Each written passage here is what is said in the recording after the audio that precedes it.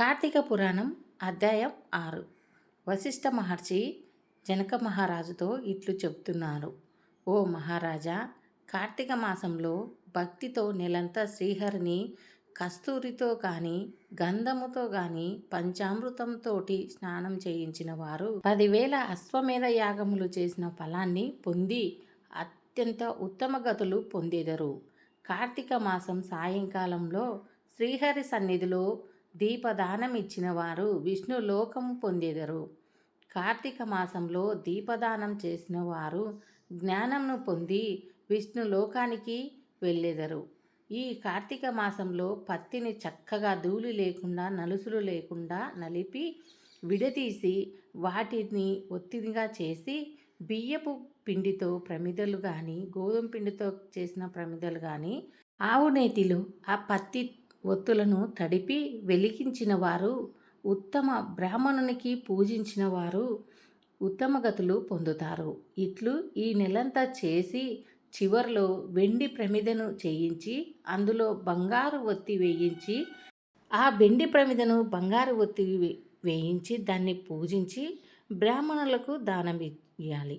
లేదా మీకు అది స్తోమత లేని వాళ్ళు కనీసం బియ్యం పిండితో కానీ గోధుమ పిండితో కానీ ప్రమిదని చేసి ఆ ప్రమిదలో ఆవు నేతిలో ముంచిన ఒత్తిని వెలిగించి బ్రాహ్మణులకు స్వయంపాక దానం ఇచ్చి వాళ్ళ ఆశీర్వాదం తీసుకొని వారికి దీపదానం ఇవ్వాలి.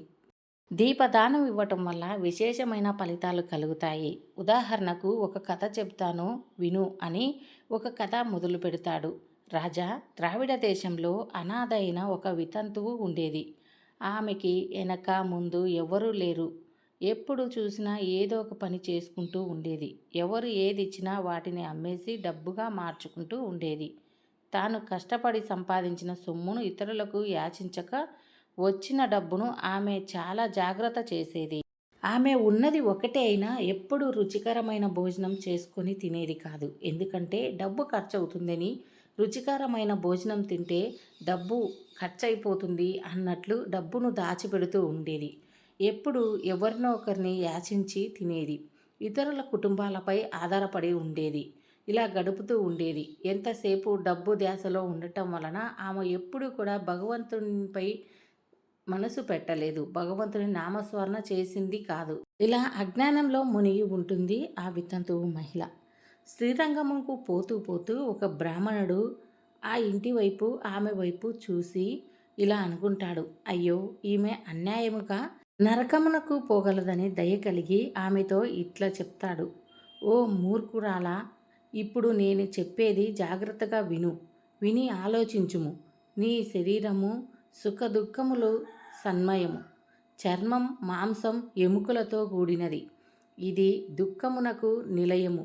పంచభూతాలైన ఈ శరీరంలో కలిగి ఉంటాయి. వాటితో కూడినది దేహము.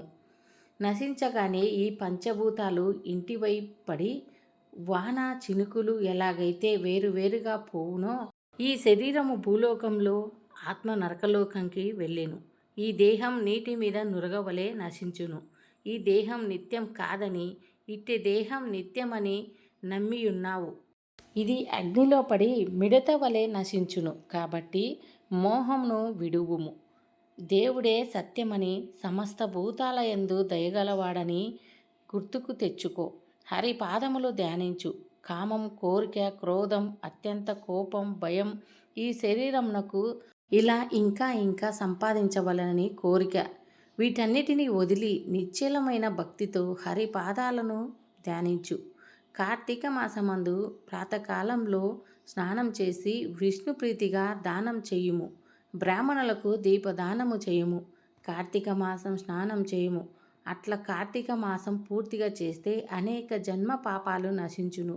ఈ విషయంలో ఎటువంటి సందేహం లేదు అని చెప్పి ఆ బ్రాహ్మణుడు తూర్పు దిశగా శ్రీరంగానికి వెళ్తాడు. బ్రాహ్మణుడు చెప్పిన మాటలు విన్న ఆ వితంతువు మహిళకి కొద్దిగా దేవుడు యందు భక్తి శ్రద్ధలు పెరుగుతాయి. జ్ఞానం పెరుగుతుంది.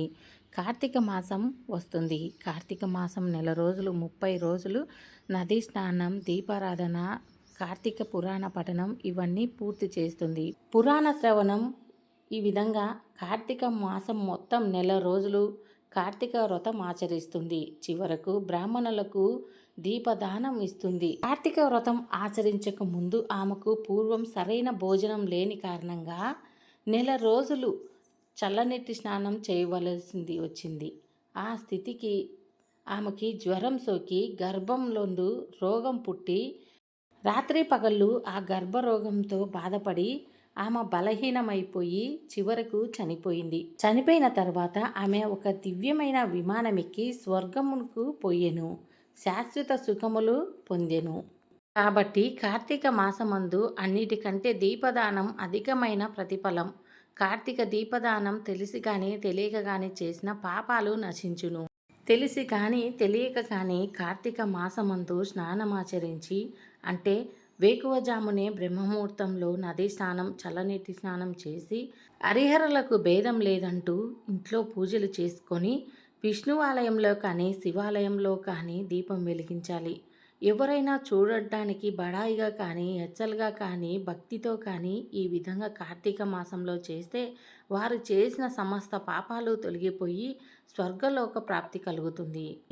అలాగే కార్తీక మాసంలో కార్తీక స్నానం, దీపదానం, దీపారాధన అలాగే పురాణ పఠనం ఎంతో విశేషమైనది. తెలిసి కానీ తెలియక కానీ చేసిన పాపాలన్నీ నశించిపోతాయి.